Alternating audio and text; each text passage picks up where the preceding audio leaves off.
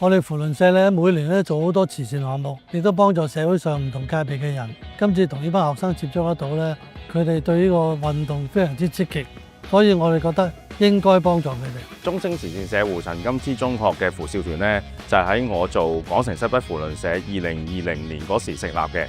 嗰時我哋嘅原意係希望將港城西北扶輪社社會服務嘅精神同埋知識係分享俾中學生，從而係希望喺佢哋個人生學習階段上面咧係得到更多嘅啟發。Tony， 記唔記得我哋呢個遙控帆船呢個運動，我哋幾時到帶入嚟啊？我知道 Boris 喺遙控帆船度都擺咗好多心機，好多年啊！我諗都起碼3、4年啦，係咪啊？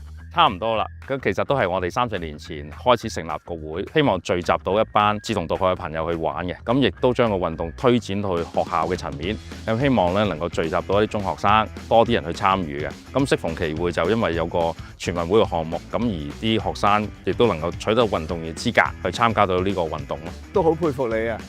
即係喺呢個運動擺咗好多心機，其實由一個遊戲開始能夠帶動到呢個咁樣嘅熱潮，去到今日運動，而去到全運會係好唔簡單。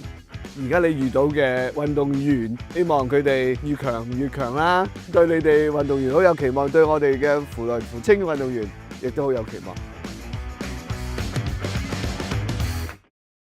一啲開創性嘅項目咧，之前未人見過，亦都唔知嘅成效係點。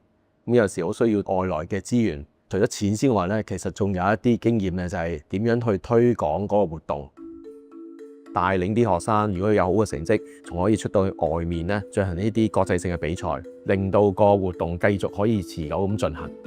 咁其實呢啲項目咧，令到細路仔咧對自己個要求會提高嚇，因為佢唔係純粹喺學校表現好啊，或者唔係純粹地區表現好，而係代表香港去出去比賽。非學業嘅成績咧，其實都有助佢哋咧第時嘅升學。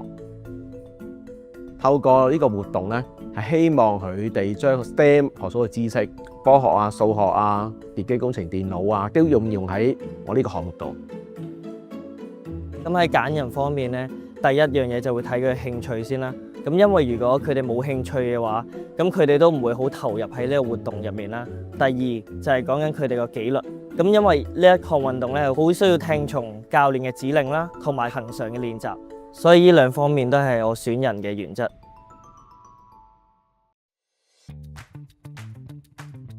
呢個活動我點接觸呢？其實咧係起源於咧邱 Sir。邱 Sir 咧有一日咧過嚟問我有冇興趣玩下遙控船足球呢個活動啊？嗰陣時我係對呢個活動一知半解，之後我就慢慢俾佢份激情感染咗。咁咧呢個水上足球嘅玩法咧，就係將個足球咧用個球網推去對面個龍門咧，咁就算得分啦。成個賽事咧分上下半場嘅，咁每個半場5分鐘啦，成個賽事夾埋就10分鐘。咁喺限定時間內拎到最多分嗰隊咧，就算勝出嘅。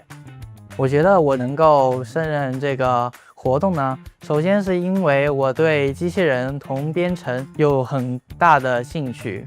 不過呢，在集訓中我也發現了自己的問題，那就是平常太過於激進了，反而導致了出現了不好的事情。咁上排咧就返內地集訓啦，就啱啱好唔小心撞到打風，啲水咧係好急流啦。因為這個情況下，我的船蓋子就嵌入湖底了，打撈了很久都沒有看到蓋子的一絲身影。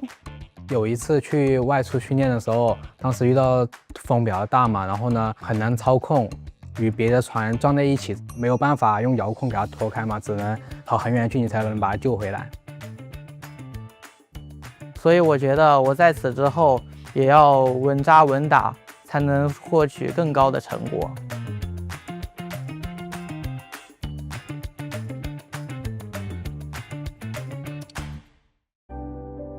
作為學生，我們一定是有困難的。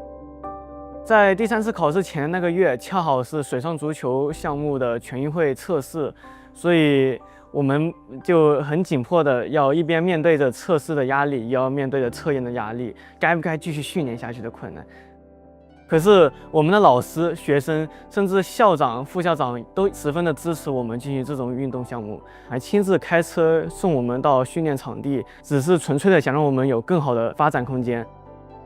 部分嘅同學咧都有好大嘅轉變嘅，例如話佢本身一開始對於操控嘅船隻嘅信心咧就好弱嘅，但係經過不斷嘅訓練之下咧，佢嘅信心咧大大提高咗，咁亦都開始咧慢慢喺佢哋社交方面咧都有所提升嘅。咁原本係一個被動嘅一位學生，而變成一個主動嘅學生。